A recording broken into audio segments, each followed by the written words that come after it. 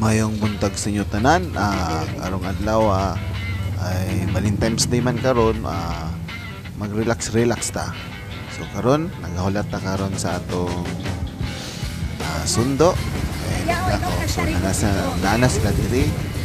So gid na prepare ng mga pandalhon para dito sa mong lakwan. So fast forward na gamay na sa may Tupig, South Cotabato, pato ta karon sa tawag nila na SG Farm.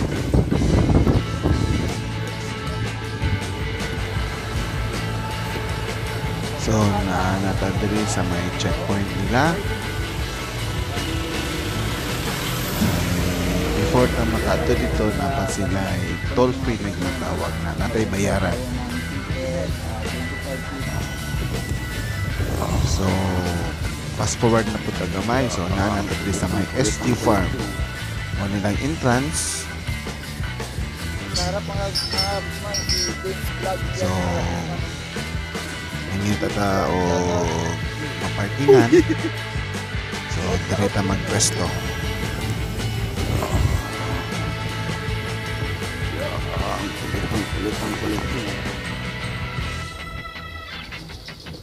Sa harap mga kapisman, si Vince Vlog yan mga kapisman.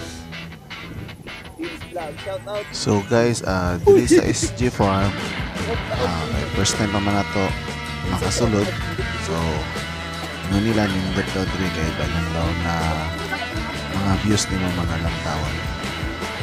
So dinata sa entrance, fast forward ta gamay. So pasulod na ta sa ilang farm. So mo niya mga souvenir shop. Dito na portion na mga pasalubong. Mga siya mga sanina. Boss, mo niya ang ilang mga rates sa SG Farm, mga SG Festa. So may birthday sa inyo maka-discount mo siya. May special price pag na-birthday sa inyong grupo. So mo niya mga range niya, weekdays, weekends, ano siya na birthday promo mechanics. Nakasulod na ta. Mo niya ang una na mong gatuan sa ilang waiting area. So pwede mo mga pidri, nasa ilang mga bulak, klasik-klasik mga bulak. Maka-relax kyo diri guys kay nindot kit kay siya. Ay mo diri basi may slide mo draw do. So mo ni siya.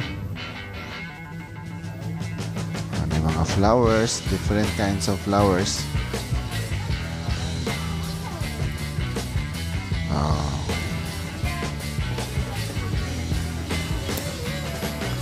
So diri sa SG Farms dagan siya na masuroyan.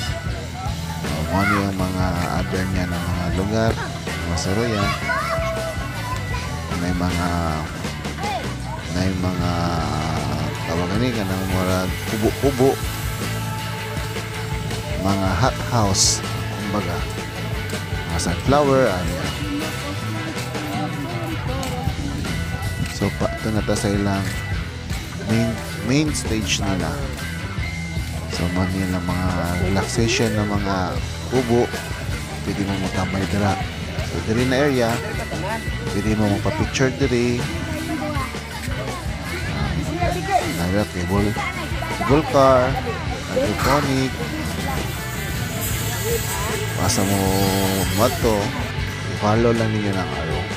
So kani guys ay under ano pa siya, na pa siya gina-develop pa siyang uban ng mga area. Dili na mo makita dira kay puros na pula. So mga SG Farm Institute, so pwede mo mag-seminar diri regarding sa mga pagtanom, sa mga bulak, o mga lain pa. So mo nang ginatawag nila go-kart, pwede mo mag-go-kart diri. Ya sulod lang mo dira, ya mo mag-inquire kung pagpila ilang go-kart.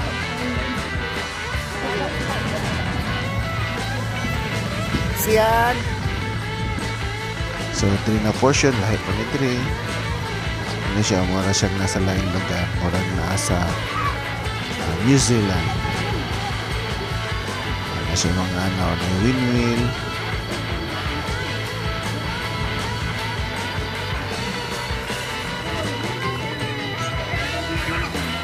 Pero na yung mga pool diri. May swimming pool, amo nilang area sa swimming pool. Nindot siya diri guys, kaya limpyo po siya. Ari ilang swimming pool.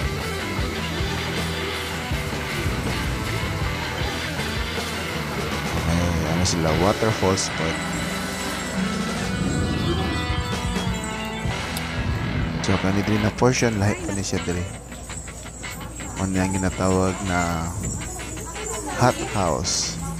Na pwede mo di mangaon. Dito ilang canteen.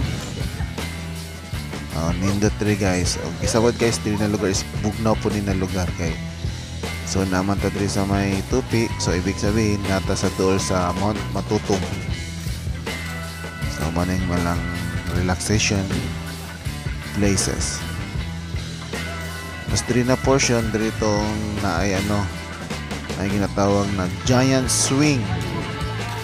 Masakay ka, mag-swing ka dito. Mo ni siya na portion no. Nanay nagsakay dira, nag-swing siya dira. Ang get natin ang phone natin dito. Yay! Pwede mo magpa-picture. Wala siya. Amo na siya nag-swing. Ha? 200? Tapos napan na sila tuluganan diri, pwede mo mag-overnight. Wala lang ko kay balopi lang rate diri. Amo na ilang tuluganan dira. Kana na lugar. Nindot kayong panahon bugnaw diri.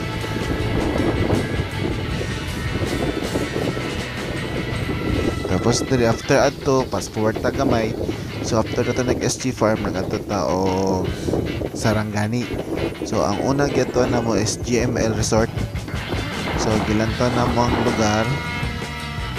Kung nindot pa siya. Actually guys, nindot naman siya pero kaso medyo lalom lang, dili lang siya ano sa mga mga bata ng mga kauban. Kubantayanan lang yun siya. So we decide na nag-change me og resort. So na namid mo na siya, mo na ni ang GML Beach Resort dito sa Sarangani. So nagbalimig Pacman Beach, so dili na lang nila naligo. So